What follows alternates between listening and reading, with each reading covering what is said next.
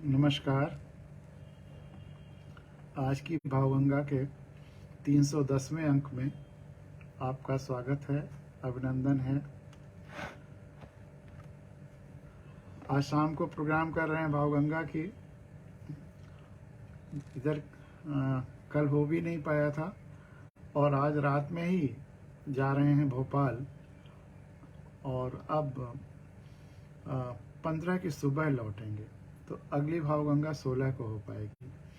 तो ज़्यादा गैप ना हो, इसलिए आज थोड़े समय के लिए भावगंगा करना ज़रूरी भी था और शायद मेरा मन भी नहीं मानता बिना किए और आपका मन भी नहीं मानता बिना सुने हुए, तो इसलिए आज की भावगंगा ज़रूरी थी।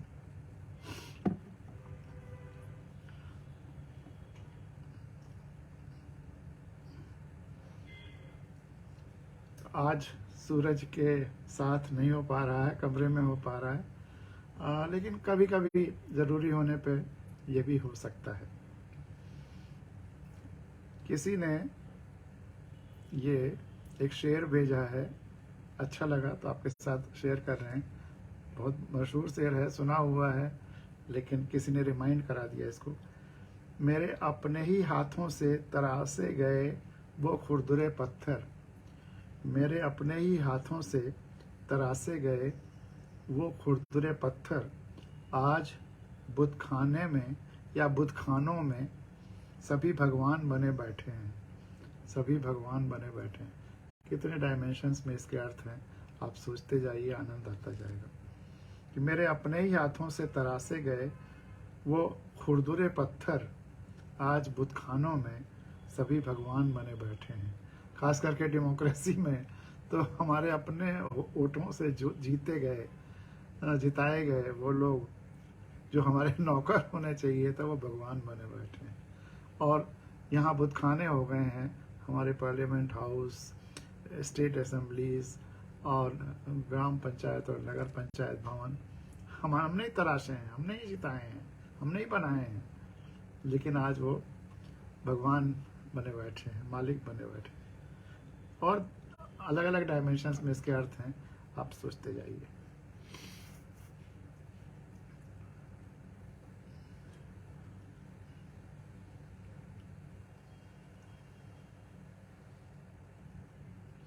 आशुतोष मिश्रा जी की प्रतिक्रिया।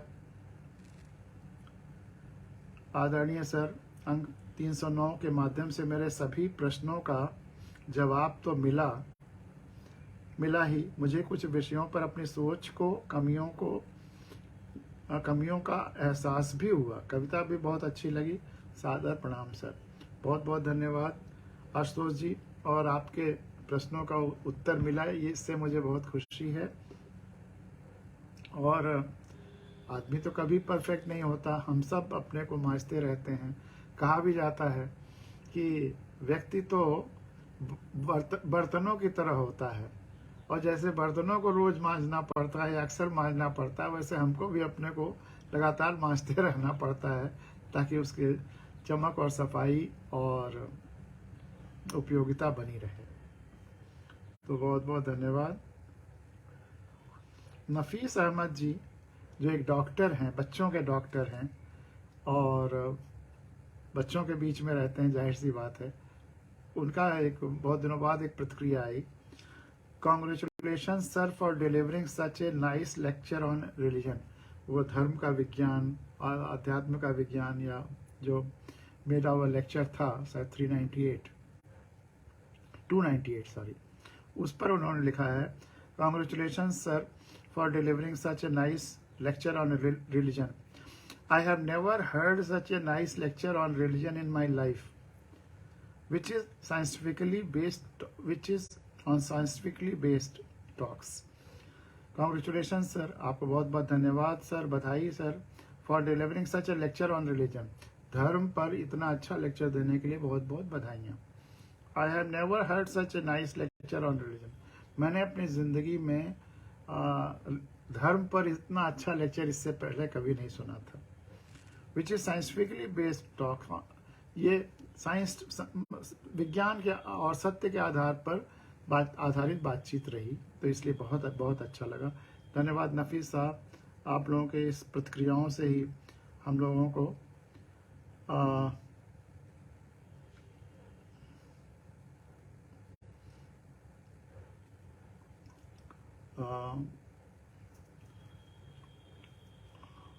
हौसला होता है। और कमला सिंह जी की प्रतिक्रिया शायद मैं पढ़ चुका हूँ, याद नहीं आ रहा है, लेकिन इसीलिए पढ़ रहा हूँ। दोबारा भी ऐसे इतनी सुंदर बातें अगर कोई लिखता है तो उसे दोबारा भी पढ़ना चाहिए। कमला सिंह जी बहुत अच्छे सोशल एक्टिविस्ट हैं, आजमगढ़ में बहुत काम कर रहे हैं जन कल्याण के लिए। तो वो लिखते हैं, सादर आभार, भावगंगा का निर्मल प्रवाह कालजयी वैश्विक चिंतन के समर्थन, प्रवर्तन और मंगलकारी दस्तावेजों का समकालीन पिटक है। यह युगीन सत्य शोधकों का परिणामकारी पाथेय भी है। सर्वोदय का यह पुनीत पथ अभिनंदनीय है। बहुत बहुत धन्यवाद। शायद पढ़ चुका हूँ लेकिन ठीक है। और इधर 2-3 कहानियां अच्छी मिली तो उसको सोचा आपके सामने रखूं।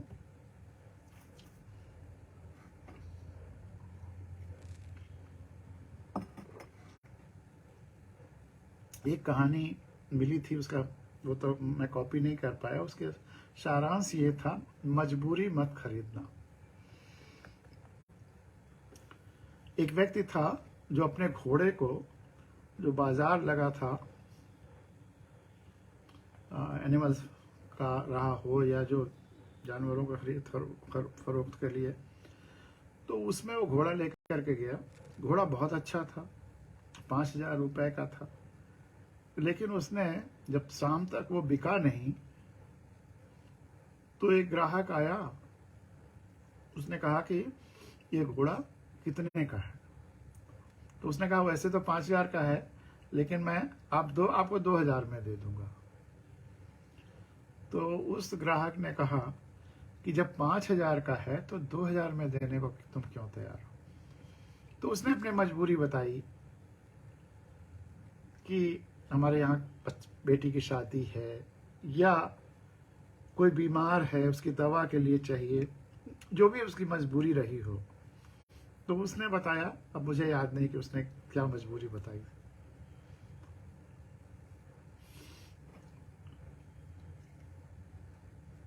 और सुबह से मैं इंतजार कर रहा था कि बिक जाए तो वो काम पूरा हो, लेकिन अभी बिका नहीं। और मैं हर हाल में अब इसको बेचना चाहता हूं ताकि वो मेरा जरूरी काम पूरा हो, वो मेरी मजबूरी है वो पूरी हो। तो उस व्यक्ति ने कहा कि मैं तुमको 5,000 रुपये देता हूं इसके लिए, भले ही तुम 2,000 रुपये देने को तैयार हो, लेकिन मैं उसे 5,000 में मैं दूंगा तुमको। तो उस व्यक्ति ने पूछा कि जब मैं तुमको 2,000 में देने को तैयार हूं तो तुम 5,000 क्यों दे रहे हो? उसने बड़ी प्यारी बात कही। उसने कहा हमारे गुरु ने हमको बताया है। उसका गुरु कितना अच्छा रहा हो, कबीर की तरह गुरु रहा होगा। सारे धर्मों से ऊपर, सही बात, सच्ची बात, संवेदना की बात, चरित्र की बात। उसने कहा हमारे गुरु ने बताया है कि दुनिया में कुछ भी खरीदना, लेकिन किसी की मजबूरी मत खरीदना। दुनिया में तुम कुछ भी खरीदना, कुछ भी खरीद फरोख्त करना, किसी की तिजारत करना, किसी का व्यापार करना, लेकिन किसी की मजबूरी मत खरीदना, किसी की मजबूरी का व्यापार मत करना, किसी की मजबूरी की तिजारत मत करना। तो अगर मैं 2,000 में खरीदता हूं तो तुम्हारी मजबूरी का व्यापार करूंगा, तुम्हारी मजबूरी खरीदूंगा, वो मैं नहीं कर सकता। ये लो 5,000 और मुझे घोड़ा दे दो। कितनी अच्छी और जरूरी बात है। ये विन विन विन सिद्धांत है। केवल मैं अपना फायदा नहीं देख रहा है वो आदमी, सामने वाले का भी फायदा देख रहा है। और थर्ड विन अपने गुरु का आदेश भी देख रहा है कि उसके गुरु कितने खुश होंगे, या ऐसे कितने अच्छे गुरु थे उसके। तो ये कहानी बहुत अच्छी लगी, तो मैंने कहा कि इसको भी आपके सामने इसका सारांश रखूं। और एक और कहानी, आज 2 कहानियां सुनाते हैं, और फिर बिल गेट्स का एक किस्सा और दयानंद सरस्वती जी के बारे में थोड़ा सा। आज की भावगंगा इन्हीं बिंदुओं के आसपास रहेगी।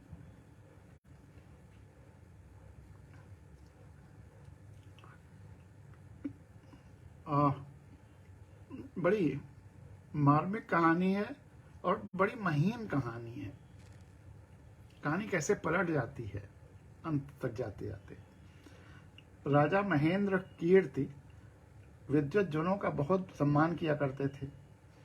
उनके दरबार से चित्रकार, मूर्तिकार, लेखक, कवि आदि आते और अपनी रचनाओं से भरपूर प्रशंसा व पुरस्कार पाते थे। एक दिन दूरस्थ स्थान से एक विख्यात मूर्तिकार दरबार में आया। उसने राजा को 3 मूर्तियां भेंट की और बोला, जब तक ये मूर्तियां आपके दरबार में रहेंगी तब तक राज्य में सुख समृद्धि रहेगा। जब तक ये मूर्तियां आपके दरबार में रहेंगी राज्य में सुख समृद्धि रहेगा। राजा ने प्रसन्न होकर मूर्तिकार को इनाम में सोने के सिक्कों से भरा एक थैला दिया। राजा ने प्रसन्न होकर मूर्तिकार को इनाम में सोने के सिक्कों से भरा एक थैला दिया। राजा ने अपने सेवकों को उन मूर्तियों के रख रखाव का आदेश दिया, जिसका यथाविधि पालन होने लगा। एक दिन सफाई के लिए नियुक्त सेवक के बहुत सावधानी से कार्य करता था, लेकिन अब हो ही जाती है ऐसी चीज कि के हाथ से काम करते वक्त 3 में से 1 मूर्तियां गिरकर टूट गई। क्योंकि मूर्तियों का संबंध राजा के सुख और वैभव से था, समृद्धि से था, और उसके लिए भारी कीमत भी चुकाई गई थी। इसलिए राज्यसभा में इस विचार हुआ कि सेवक को कौन सी सजा सुनाई जाए। न्यायाधीश इस बात पर एकमत हुए कि सेवक को मृत्यु दंड दिया जाए। सेवक को सजा सुना दी गई।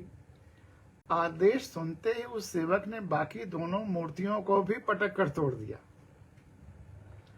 आदेश सुनते ही कि मुझे मृत्यु दंड दिया जा रहा है, उसने जो बाकी मूर्तियां थी झपट करके पहुंच करके उनको भी पटक के तोड़ दिया।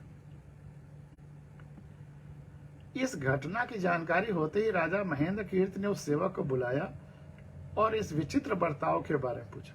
अब आप सोचिए कि उसने वो मूर्तियां तोड़ के अच्छा किया या बुरा किया, सही किया या गलत किया।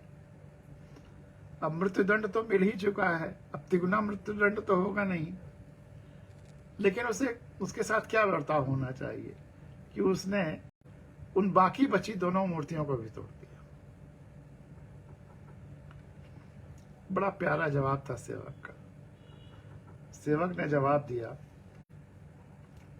साहब ये मूर्तियां जब टूटने वाली हैं, टूट ही सकती हैं, तो संभव है कि कभी न कभी किसी न किसी से ये दोनों भी मूर्तियां टूटेंगी। आज नहीं 10 साल बाद, 20 साल बाद, 30 साल बाद, कभी न कभी ये मूर्तियां किसी न किसी के हाथों टूटेंगी ही। जब ये टूटने वाली हैं, मेटल की तो है नहीं, मिट्टी उट्टी की रही होगी या जो भी, तो टूटेंगी। तो ऐसा करके बाकी दोनों को तोड़ करके मैंने 2 अन्य व्यक्तियों को मौत के मुंह से जाने से बचा लिया है। आपकी ये जो अदालत कह लीजिए या जो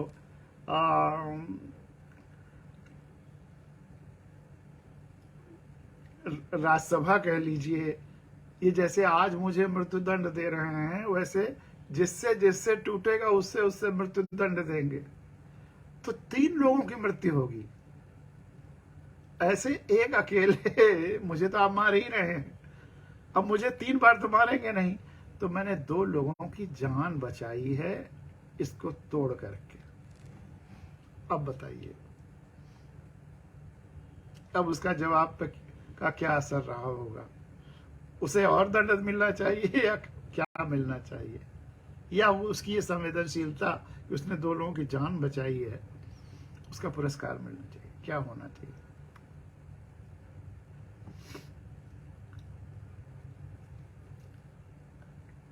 सेवक ने जवाब दिया कि किसी न किसी के हाथ से तो ये मूर्तियां टूटनी ही थी। ऐसा करके मैंने 2 अन्य व्यक्तियों को मौत के मुंह में जाने से बचा लिया। राजा को अपनी भूल का एहसास हुआ और उसने उसे क्षमा कर दिया, उसकी सजा माफ कर दी, उसको यही पुरस्कार दिया। राजा को अपनी भूल का एहसास हुआ और उसने उसे क्षमा कर दिया। तो ये सही है कि दूसरों का हित चिंतन करने वाले का संपूर्ण ब्रह्मांड या ईश्वर या संपूर्णता उसकी मदद करती है, हमेशा मदद करती है। तो जो विन विन विन के सिद्धांत पे चलता है उसका कभी बाल बांका नहीं होता, कोई कितनी भी कोशिश करे। अतः सदैव स्वयं से पहले दूसरों का ध्यान जरूर रखें। एक भी कदम चलने के पहले धरती का ध्यान रखें, प्रकृति का ध्यान रखें, संपूर्णता का ध्यान रखें। हमेशा अच्छा ही अच्छा होगा आपके साथ, यह आजमाया हुआ सत्य है।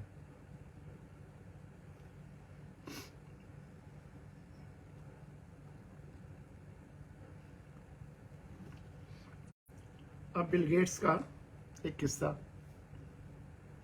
दुनिया के सबसे धनवान व्यक्ति बिल गेट्स से किसी ने पूछा, क्या इस धरती पर आपसे भी अमीर कोई है? क्या ये हो सकता है? सोशल मीडिया पे काफी चला भी है, लेकिन बहुत अच्छा है, इसलिए चर्चा होना चाहिए। इस धरती पर आपसे भी अमीर कोई है? बिल गेट्स ने जवाब दिया, हाँ, एक व्यक्ति इस दुनिया में हमसे भी अमीर है। कौन? बिल गेट्स ने बताया, एक समय में जब मेरी प्रसिद्धि और अमीरी के दिन नहीं थे, साधारण सा अपना सिर्फ एक्सपेरिमेंट वगैरह कर रहा था। एक समय जब मेरी प्रसिद्धि और अमीरी के दिन नहीं थे, मैं न्यूयॉर्क एयरपोर्ट पे था। वहां सुबह सुबह अखबार देखकर मैंने एक अखबार खरीदना चाहा, पर मेरे पास खुदरा पैसे नहीं थे। सो मैंने अखबार लेने का विचार त्याग कर उसे वापस रख दिया। अखबार बेचने वाले लड़के ने मुझसे कहा, मुझे देखा तो मैंने खुदरा पैसे सिक्के न होने की बात कही। लड़के ने अखबार देते हुए कहा, ये मैं आपको मुफ्त में देता हूँ। बात आई गई हो गई। कोई 3 माह बाद संयोगवश उसी एयरपोर्ट पर मैं फिर उतरा और अखबार के लिए फिर मेरे पास सिक्के नहीं थे। उस लड़के ने मुझे फिर से अखबार दिया तो मैंने मना कर दिया, मैं ये नहीं ले सकता। उस लड़के ने कहा, आप इसे ले सकते हैं, मैं इसे अपने प्रॉफिट के हिस्से से दे रहा हूँ, मुझे नुकसान नहीं होगा। मैंने अखबार ले लिया।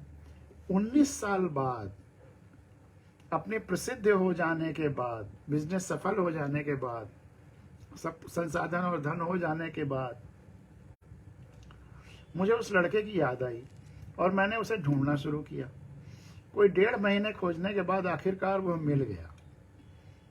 मैंने पूछा, क्या तुम मुझे पहचानते हो? लड़का, हाँ, आप मिस्टर बिल गेट्स हैं। तब तक उनके चेहरा सब पूरा दुनिया जानने लगी, अखबारों में और हर जगह। लड़का, हाँ, आप मिस्टर बिल गेट्स हैं। गेट्स ने कहा, तुम्हें याद है कभी तुमने मुझे फ्री में अखबार दिए थे? लड़का, जी हाँ, बिल्कुल, ऐसा 2 बार हुआ। गेट्स, मैं तुम्हारे उस किए हुए की कीमत अदा करना चाहता हूँ। तुम अपनी जिंदगी में जो कुछ चाहते हो बताओ, मैं तुम्हारी हर जरूरत पूरी करूंगा। लड़का, सर, लेकिन क्या आपको नहीं लगता कि ऐसा करके आप मेरे काम की कीमत अदा नहीं कर पाएंगे? सर, लेकिन क्या आपको नहीं लगता कि ऐसा करके आप मेरे काम की कीमत अदा नहीं कर पाएंगे? गेट्स, क्यों? लड़का, मैंने जब आपकी मदद की तो मैं एक गरीब लड़का था जो अखबार बेचता था। आज मेरी आप मदद तब कर रहे हैं जब आप दुनिया के सबसे अमीर और सामर्थ्यवान व्यक्ति हैं। आज आप मेरी मदद तब कर रहे हैं जब दुनिया के सबसे अमीर और सामर्थ्यवान व्यक्ति हैं। फिर आप मेरी मदद की बराबरी कैसे करेंगे? बिल गेट्स की नजर में वह व्यक्ति दुनिया के सबसे अमीर व्यक्ति से भी अमीर था, बिल गेट्स की नज़र में वह व्यक्ति दुनिया के सबसे अमीर व्यक्ति से भी अमीर था, क्योंकि किसी की मदद करने के लिए अपने अमीर होने का इंतजार उसने अमीर होने का इंतजार नहीं किया था। किसी की मदद करने के लिए उसने अपने अमीर होने का इंतजार नहीं किया था। जो स्थिति थी उसी में मदद कर रहा था। अमीरी पैसे से नहीं दिल से होती है। अमीरी पैसे से नहीं दिल से होती है। दोस्तों, किसी की मदद करने के लिए अमीर दिल का होना बहुत ज़रूरी है। किसी की मदद करने के लिए अमीर दिल का होना बहुत ज़रूरी है। फिर वही विन विन विन। और तीसरी एक कहानी है आत्मबोध। इसे हमारे हॉस्टल और यूनिवर्सिटी के दिनों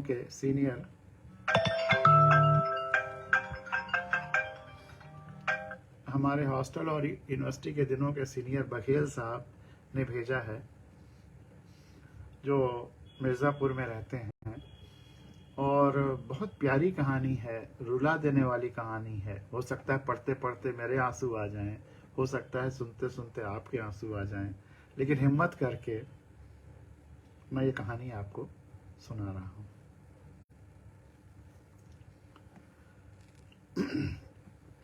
आत्मबोध। सच्ची घटना पर आधारित यह बात कुछ दिनों पुरानी है, जब स्कूल बस की हड़ताल चल रही थी। मेरे पति अपने व्यवसाय की एक आवश्यक मीटिंग में बिजी थे, इसलिए मेरे 5 साल के बेटे को स्कूल से लाने के लिए मुझे स्कूटी से जाना पड़ा। एक महिला अपनी आत्मव्यथा बता रही है।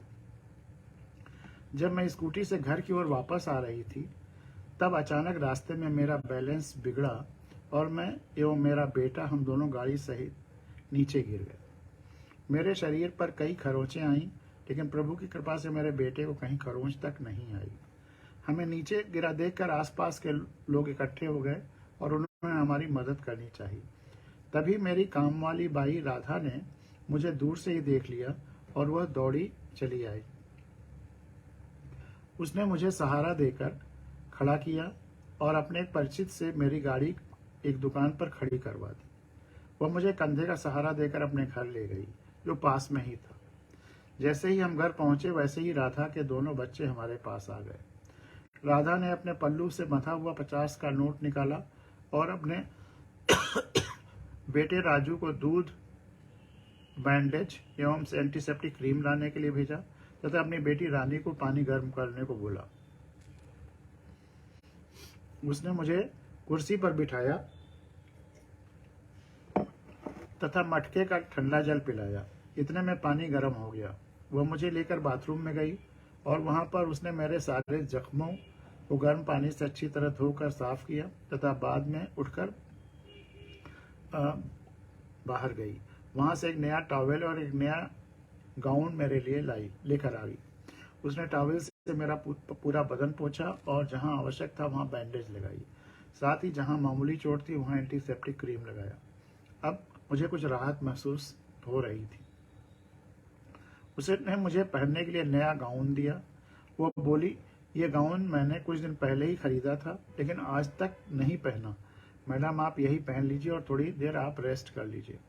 आपके कपड़े बहुत गंदे हो रहे हैं, हम उन्हें धोकर सुखा देंगे और आप अपने कपड़े बदल लेना। मेरे पास कोई चॉइस नहीं था। मैं गाउन पहनकर बाथरूम से बाहर आई। उसने झटपट अलमारी में एक नया चादर निकाला और पलंग पर बिछाकर बोली, आप थोड़ी देर यहीं आराम कीजिए। इतने में बिटिया ने दूध भी गर्म कर लिया था। राधा ने दूध में 2 चम्मच हल्दी मिलाई और मुझे पीने को दिया और बड़े विश्वास से कहा कि मैडम, आप ये दूध पी लीजिए, आपके सारे जख्म भर जाएंगे। लेकिन अब मेरा ध्यान तन पर नहीं था, बल्कि अब मेरे अपने मन पर था। मेरे मन के सारे जख्म एक एक करके हरे हो रहे थे। मैं सोच रही थी, कहाँ मैं और कहाँ यह राधा। जिस राधा को मैं फटे पुराने कपड़े देती थी, उसने आज मुझे नया टॉवेल दिया, नया गाउन दिया और मेरे लिए नई बेडशीट लगाई। धन है यह राधा। वो विल गेट वाली कहानी कि वो अखबार वाला तब मदद कर रहा था जब उसके पास पैसे नहीं थे, और बिल गेट्स मदद कर रहे थे जब इतने पैसे हो गए थे।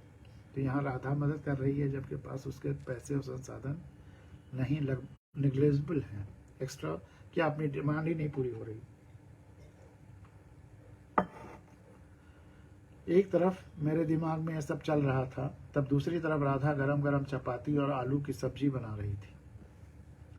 थोड़ी देर में वह थाली लगा कर ले आई। वो बोली, आप और बेटा दोनों खाना खा लीजिए।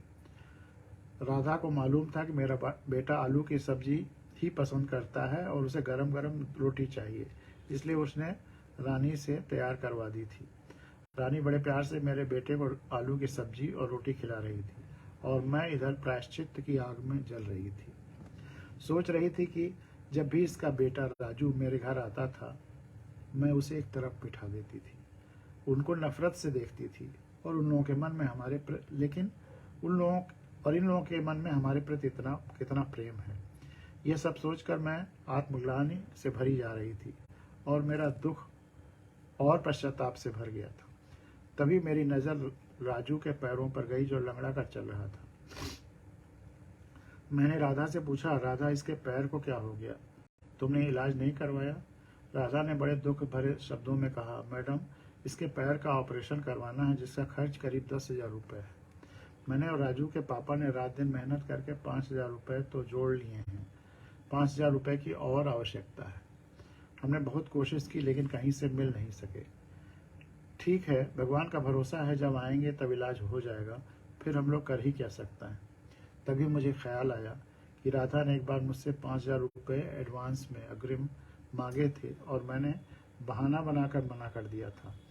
आज वही राधा अपने पल्लू में बंधे हुए सारे रुपए हम पर खर्च करके खुश थी और हम उसको पैसे होते हुए भी मुकर गए थे और सोच रहे थे कि बला टली। आज मुझे पता चला कि उस वक्त इन लोगों को पैसों की कितनी सख्त आवश्यकता थी। मैं अपनी नज़रों में गिरती चली जा रही थी। अब मैंने अपने शारीरिक जख्मों की चिंता बिल्कुल नहीं की, बल्कि उन जख्मों की चिंता थी जो मेरी आत्मा को मैंने ही लगाए थे। मैंने दृढ़ निश्चय किया कि जो हुआ सो हुआ, लेकिन आगे जो होगा वह सर्वश्रेष्ठ ही होगा और उसी के लिए अब जी जान लगाऊंगी। मैंने उसी वक्त राधा के घर में जिन जिन चीज़ों का अभाव था, उनकी एक लिस्ट अपने दिमाग में तैयार की। थोड़ी देर में मैं लगभग ठीक हो गई। मैंने अपने कपड़े चेंज किए, लेकिन वह गाउन मैंने अपने पास ही रखा और राधा को बोला, यह गाउन अब तुम्हें नहीं दूंगी।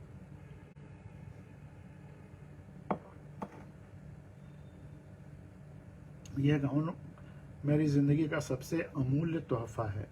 राधा बोली, मैडम, यह तो बहुत हल्की रेंज का है।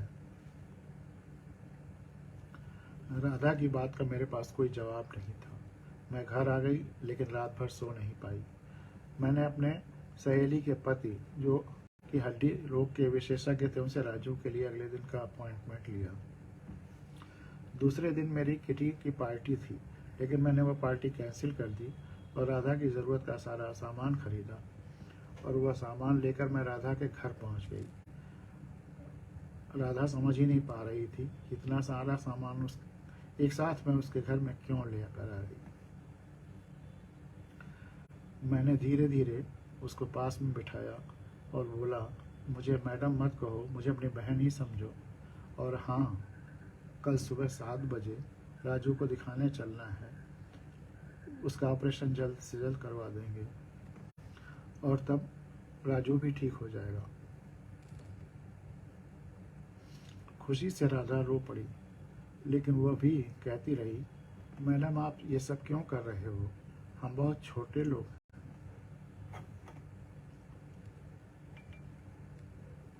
हमारे यहाँ तो ये सब चलता ही रहता है। कितने एक्सीडेंट्स होते हैं, कितने डेथ्स होती हैं। इसीलिए जो बहुत गरीब हैं उनमें बच्चों की संख्या ज़्यादा है। लोग कहते हैं कि जो गरीब हैं वो क्यों इतने बच्चे पैदा करते हैं।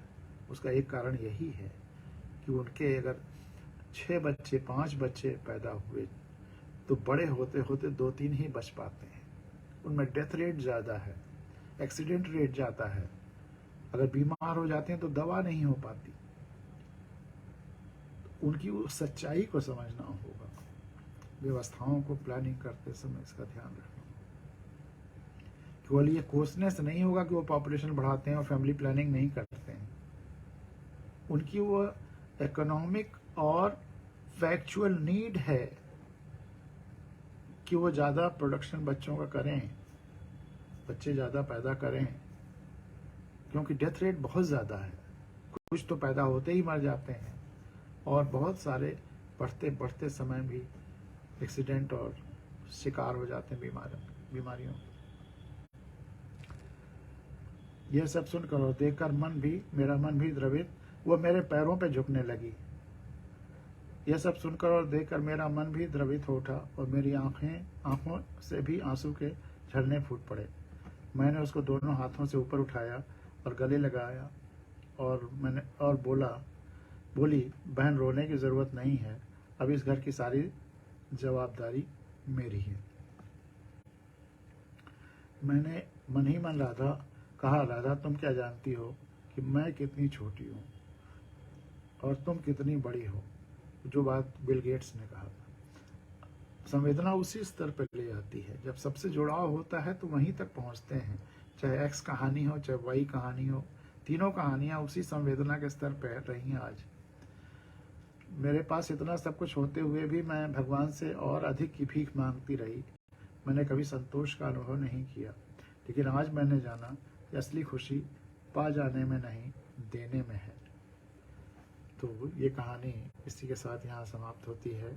और अब दयानंद सरस्वती जी के बारे में कुछ चीज़ें बताकर आपके सामने अपनी बात समाप्त करूँगा। बचपन से मैंने कई बार कहा भी है कि मेरी मन में एक इच्छा थी, क्योंकि ऐसे जगह से उग करके या उठ करके आया था गांव से, जहाँ बिल्डिंग भी स्कूल की नहीं थी। ये तो अच्छा हुआ कि पंडित जी बहुत अच्छे मिल गए पढ़ाने वाले, जिन्होंने मुझे मैथ्स और दर्जा 5 तक सब अच्छे से पढ़ा दिया और फिर आगे और अच्छा होता चला गया।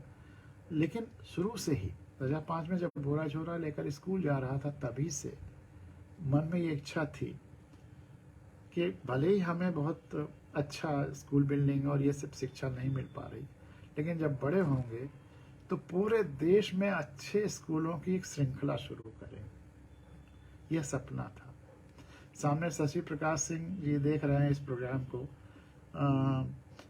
SK वर्मा जी देख रहे हैं, राजेंद्र पांडे जी देख रहे हैं, मिश्रा जी देख रहे हैं, सबका स्वागत है। और शशि प्रकाश सिंह जी एक विद्यालय, बहुत ही अच्छा विद्यालय, एक रिमोट एरिया में अकबरपुर, जौनपुर और सुल्तानपुर के बिल्कुल बॉर्डर डिस्ट्रिक्ट में चला रहे हैं, जिसमें 26,000 के करीब बच्चे हैं और विविध स्टेजेस के, और बहुत अच्छा स्कूल, बहुत अच्छी पढ़ाई और बहुत ही अच्छा, मतलब गरीब बच्चों के लिए इतना अच्छा, जो मेरे सपनों के अनुरूप ही है। लेकिन काश इसी तरह के विद्यालय पूरे देश में हो। यह सपना, इन्हीं सपनों के साथ कुछ एक्सपेरिमेंटल स्कूल मैंने भी खोले।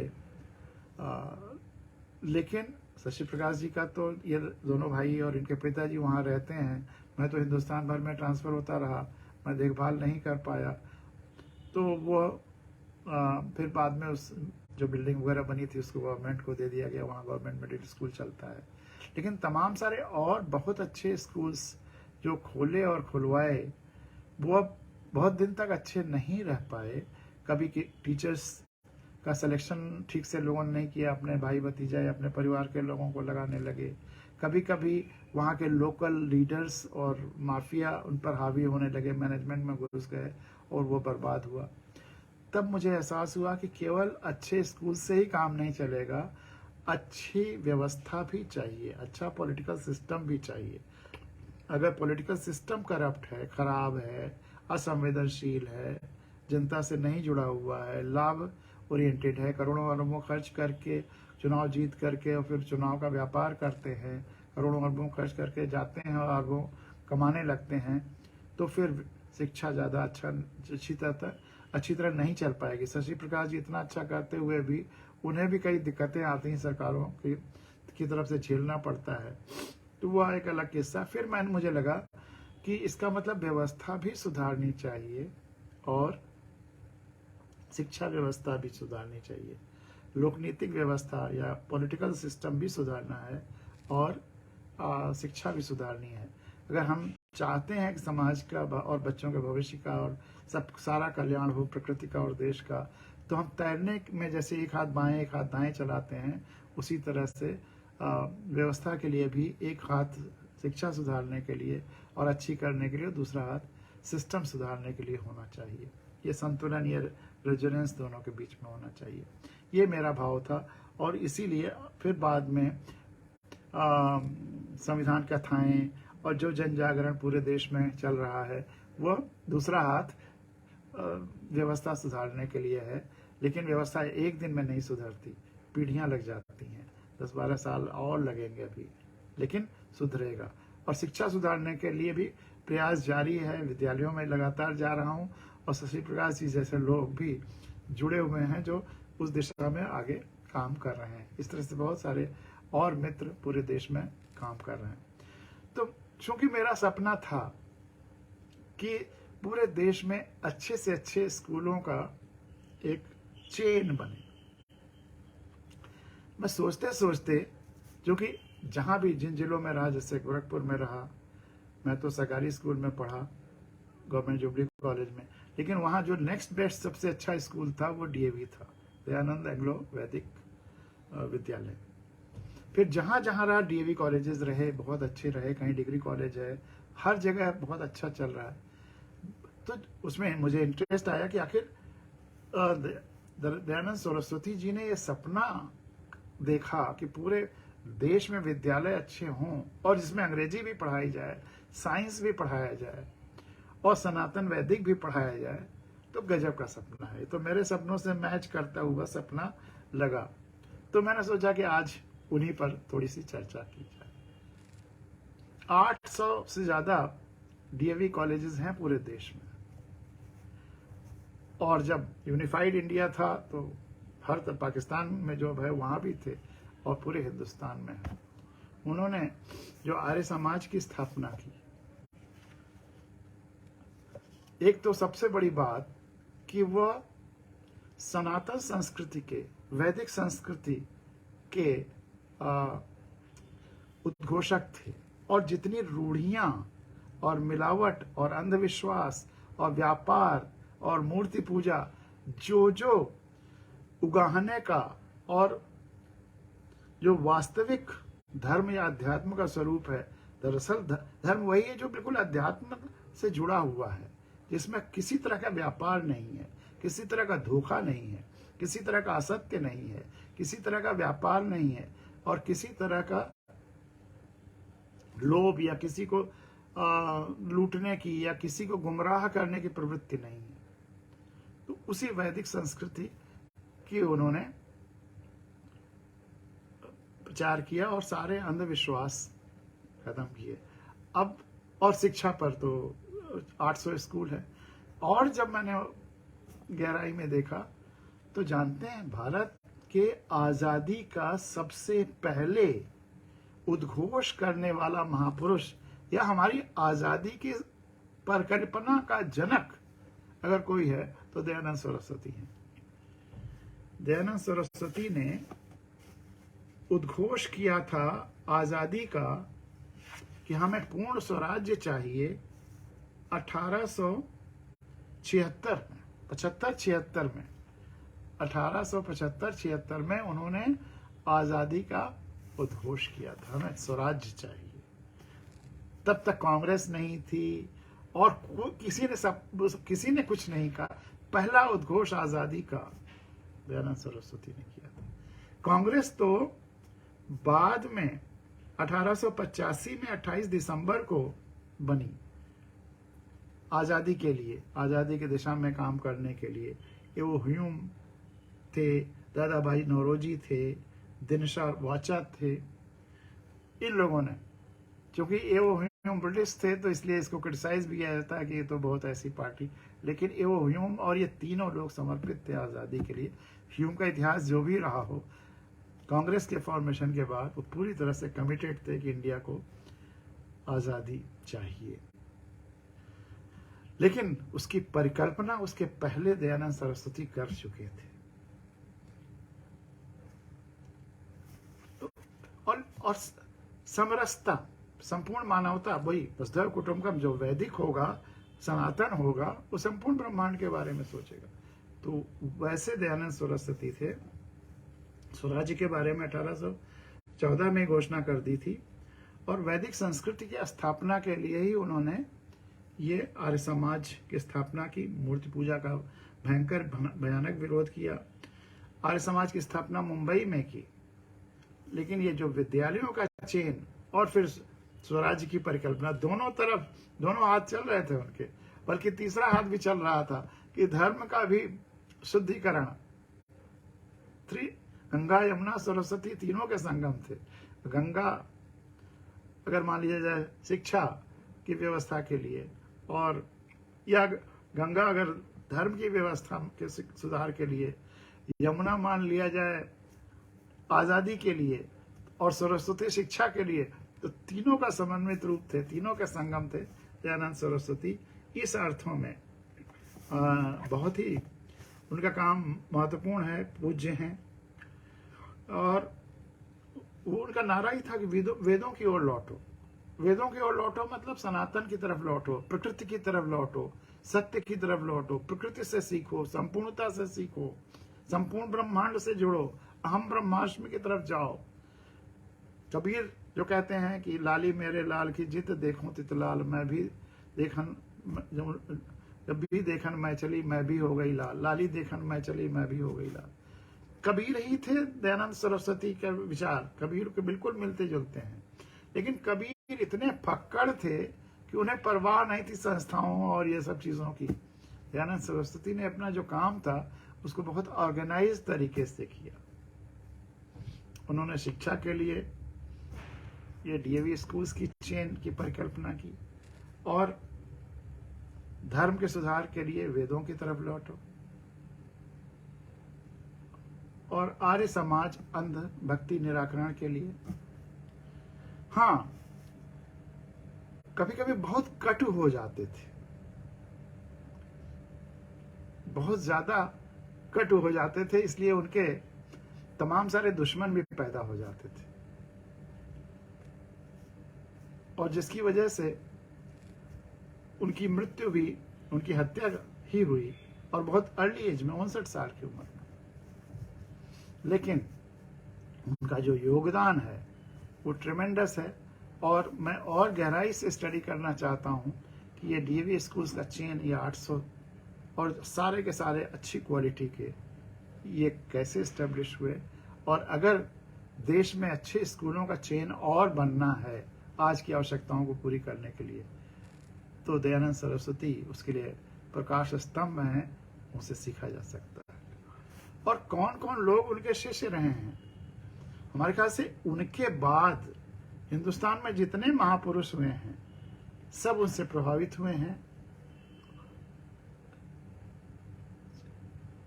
कौन कौन नहीं उनसे प्रभावित रहा है?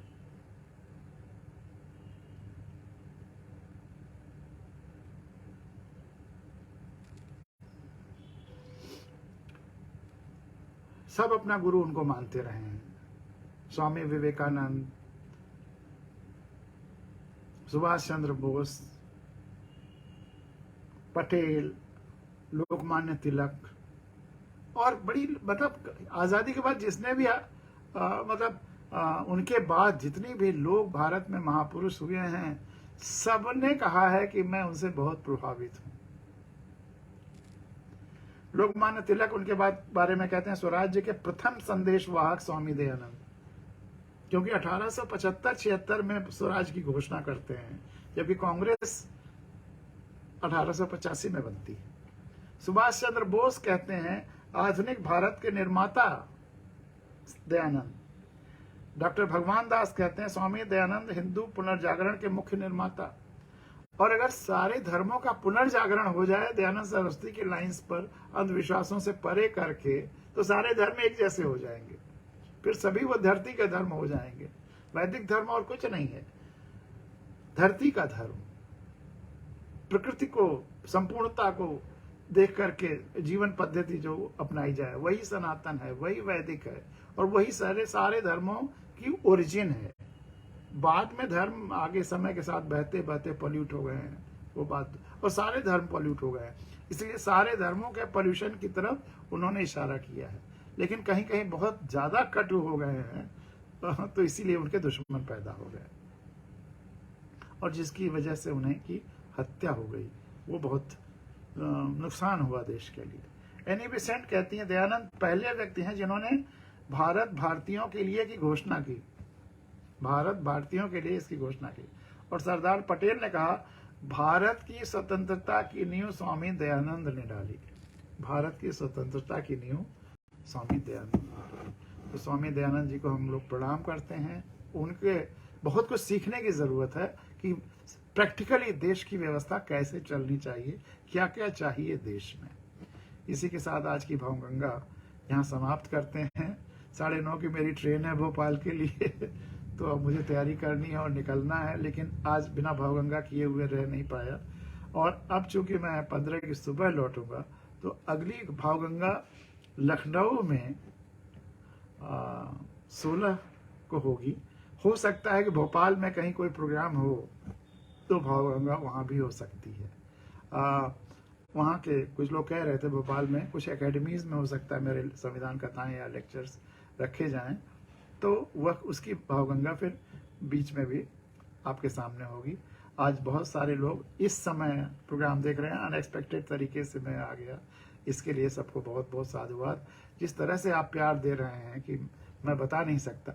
अब आजकल हालत ये हो गई, जहाँ भी जिस प्रोग्राम में या जहाँ भी किसी से बात होती है या फोन आते हैं या कहीं भी जाता हूँ गाँव शहर, तो लोग ये जरूर कहते हैं आपकी भावगंगा देखता हूँ, आपकी भावगंगा देखता हूँ, परिचित अपरिचित।